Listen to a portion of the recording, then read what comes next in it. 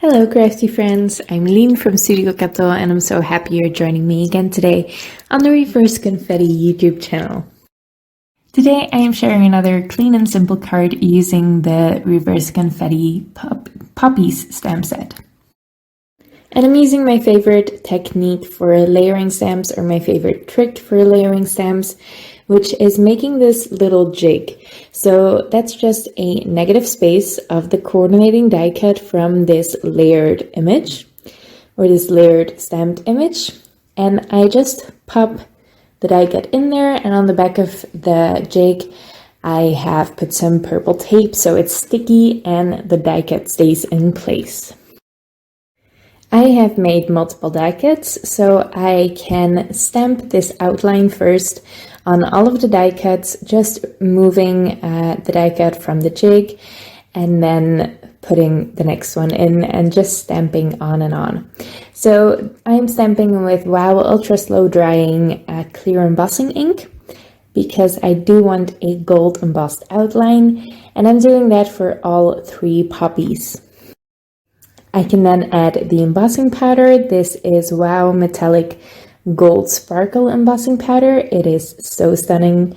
My stamping wasn't perfect for this, so I should have stamped a couple more times probably to get a really good impression with that ink. But yeah, it worked out. It's not perfect, but it worked out. And I just heat set them all at once. And I used my reverse tweezers to hold them. There's just a tiny sliver of space in between one of the circles and one of the petals, and that is where I held them with my tweezers to heat set them. Once those are all heat set, I can move on to the next layer, which is the first layer of the flowers. And I'm stamping those in pigment ink. Well, it's not pigment, it's dye ink, but it's from Pigment Craft Co. This is the glow ink. It's a lovely peach, orange, pinkish ink. I just love it. It's a gorgeous color. It's one of my favorite inks now. And I'm just stamping that. And then I moved the jig into the other corner of my Misti, and I lined up the petals, or the petals, the leaves. And I stamped those in some green ink. So this is what I am going to do for all of the next poppies, all three of them.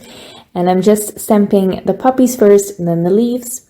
And I only used my Misti for those two base layers because the layers, the other layers in the poppies, they don't have to line up exactly. So I just stamped those, and I stamped the shading in the leaves just with an acrylic block.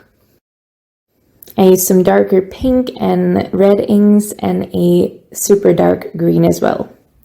Then I die cut this layered U, also by Reverse Confetti, of course.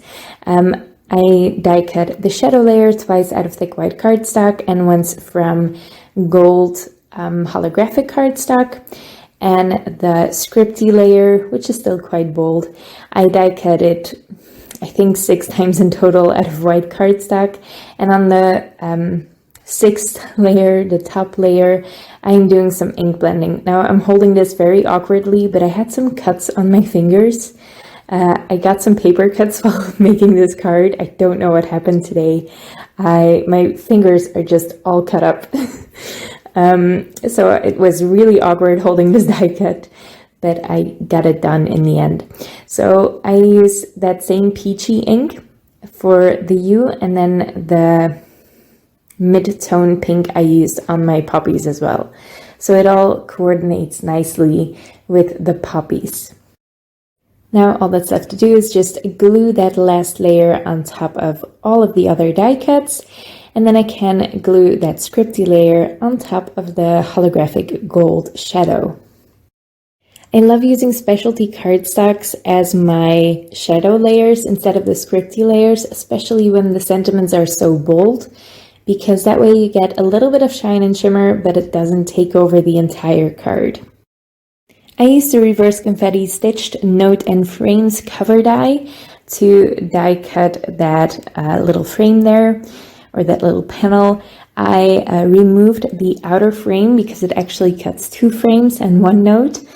And then I just left a note in that second frame. I glued a piece of cardboard behind that, and then it's just figuring out where the flowers go and where the U goes. So I just laid it out how I wanted it to be, and then I can start adding my flowers. So I add some liquid glue here and there, but I also used foam squares on some of the poppies to pop them up and add some nice dimension. It's really easy to put together because of the clusters of these flowers. If these were all individual flowers, it would have taken me a whole lot longer, but this is a really fun way to make a floral card. It's a really quick way too. Now all that's left to do is add some more shine and shimmer. I'm using the Pinkfresh Studio Gold Metallic Pearls to add another circle inside those poppies. And then I will also use some gems or some pearls to embellish the card itself instead of the flowers. But I'm getting ahead of myself. I should first glue those in place with the Nouveau Deluxe adhesive. I use the Nouveau Deluxe adhesive for this because it's quite a bit stronger than the Barely Art Precision Craft glue. Now for the pearls on my card, I wanted to keep things very subtle and very, well, just very subtle. So I just used some clear bubbles by Little Things from Lucy's Cards. These are actually from a mix, so I don't think that's what these clear ones are actually called. It's the iridescent ones that are called bubbles. Maybe this is dewdrops? I am not sure. And that already finishes up my card. Now, of course, you know me, I love my matching envelopes, especially if it means I can get rid of some of my large pattern papers. And this one fit perfectly with the card. It also has some poppies on it that are also quite abstract. It does have a watercolor look, and it looks a little bit more aged than this modern card, but I think it still fits together nicely. And I do like a gray envelope with a white card. Overall, this card took me half an hour to put together, and I really like how it turned out. I hope you do too. If you did, make sure to leave a thumbs up on this video and leave your thoughts in the comments below. I would love to read them. You can also subscribe to the Reverse Confetti YouTube channel if you want to see more inspiration. And you can also subscribe to my channel, which I will also leave linked on top of this video. Thank you so much for watching, and I'll see you next time.